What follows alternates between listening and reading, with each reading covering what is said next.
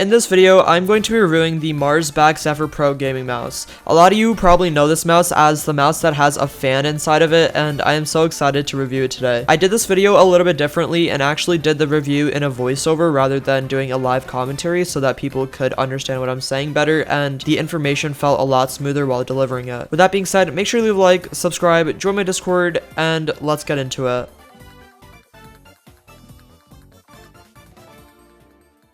The Marsback Zephyr Pro is one of the most interesting mice I have ever used. This mouse actually has a mouse fan inside of it, and it actually works pretty well and was designed for people with sweaty palms, but works for everyone. It costs $59, and in my opinion, it's honestly only worth it if you butterfly click and you have sweaty palms. And if you don't do either of those, then I would recommend a cheaper alternative because $59 for a mouse like this is a little bit overpriced, but not too bad. This mouse is good for butterfly clicking, and it's pretty decent for jitter clicking as well. I'm not very good at drag clicking, but I'm assuming you can drag click pretty well in here as well if you try to, or if you have good grip tape. But unfortunately, I'm not too good at drag clicking, so I couldn't really get it high up there.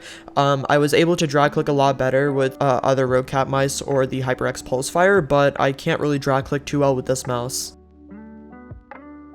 This mouse has a honeycomb design, meaning the holes in the mouse are honeycomb shaped, which isn't too special anymore because it's gotten pretty normalized in the gaming mice community recently, but the overall style of this mouse is definitely similar to the Model O in terms of it is the exact same size and looks the same as well. The honeycomb design is a little bit different from the Model O, but coming in at 69 grams, they weigh around the same, and they both feel pretty similar in my hand. This mouse definitely doesn't have any additional weights because it's super light and it is super easy to move around on my mouse pad, and it does feel very smooth. It's also pretty small, but it is very easy to grip, so I would recommend it for people that have smaller hands. This mouse uses a beautiful paracord cable which looks absolutely amazing, especially when you first unpack it, and it goes up to 16,000 DPI, which isn't too crazy for mice these days, but it has a lot of compatibility with what sensitivity you want to use. It uses a Pixar or PWM3389 sensor, and it just feels super smooth on my mouse pad, and it is really easy to aim with. There's no sensitivity lag from what I can tell, and the sensor just feels very smooth overall, so I would highly recommend this for people that aren't too aim reliant, because there's a pretty big balance with the aim when it comes to this mouse, because on one side the sensors are very smooth, so it's really easy to aim with, but on the other side it is pretty light, so it can be a little bit harder to aim with if you rely on weighted mice more, but overall I would say it's pretty good to aim with. There's actually 6 normal buttons, just like every other mice. There's 2 side buttons, a left button and a right button, a DPI button, and a scroll wheel, but there's actually 2 secret buttons on the bottom of the mouse, one to change the light settings and the other to turn on and off the fan, which is super interesting. They're at the bottom, they're kind of hard to find, but this light button changes a bunch of different styles for the RGB, and the fan button just turns it on or off. One thing I noticed is you actually can't customize the speed of the fan, it only turns on or off, so I guess that's something to definitely note for the future. Overall, it feels very good, and these switches are Omron switches, and it's rated for around 50 million clicks. Now I'm going to go ahead and show off some click sounds in Skywars, Bedwars, and Duels, and we'll be back to talk about the software and give my final thoughts afterwards.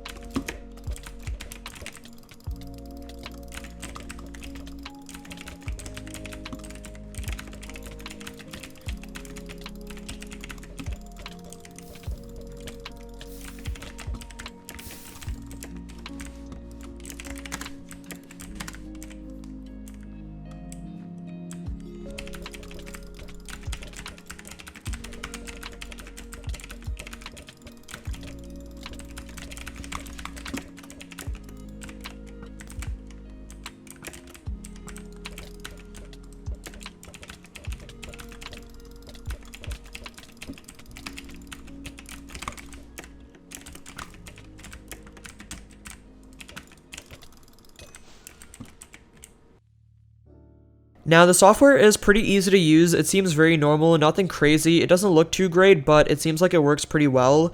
There is indeed a debounce timer, and it's actually called key response instead of debounce timer for some reason, and it goes from 1 all the way to 100, and obviously we want to keep that at 1 for ease of access. There is a lot of RGB on this mouse. It kind of looks like a customized modded race car on some parts. There's an RGB strip at the bottom of the mouse which gives it a hovering light effect, which is super cool, but also might be a little bit hard to see at the same time. It's very flashy, but it looks super good. There's also RGB inside of the fan, which actually turns on and off as you click the mouse fan button, but it overall looks really good. If you're a big RGB fan when it comes to keyboard and mice equipment, this mouse is definitely gonna help you out a lot because the RGB is very flashy on this mouse. When I move this mouse around on my mat, you can get this little glowing effect of the RGB, and overall it just looks really sick. Now I want to talk about my final thoughts. Now what I'm going to do is I'm going to rate the styles of clicking for this mouse in my opinion, and then I'm going to try to give an unbiased opinion, even though I'm not really good at this because obviously I don't butterfly or drag click. So with that being said, in my personal opinion, I would rate this mouse a 6 out of 10 for jitter clicking, an 8 out of 10 for butterfly clicking, and a 3 out of 10 for drag clicking. From an unbiased opinion, I would rate this mouse a 5 out of 10 for jitter clicking, a 9 out of 10 for butterfly clicking, and a 5 out of 10 for drag clicking. Now, obviously, I varied this based on how well I can do something. I know some people can definitely drag click better than I can, but there is no implemented grips. It doesn't come with grips either, so you're gonna have to get your own ones separately. And I'm assuming you can drag click fairly well once you get those, but until then, I actually can't drag click whatsoever on this mouse. Overall, on the tier list, I would give this maybe a high B or a low A tier. It is a pretty decent mouse. It's a very good one overall, but it is pretty pricey and it's not really necessary if I'm being honest. It's just a little bit of a flashy mouse. It's like buying a car based on its looks rather than how good the mileage actually is, but overall it is a very good mouse. With that being said, I hope everyone enjoyed this review. I did this differently and I did this in a voiceover style so that I could sound more professional and give the info more directly rather than repeating over myself a couple times and whatnot. But with that being said, I hope everyone enjoyed this video and see ya!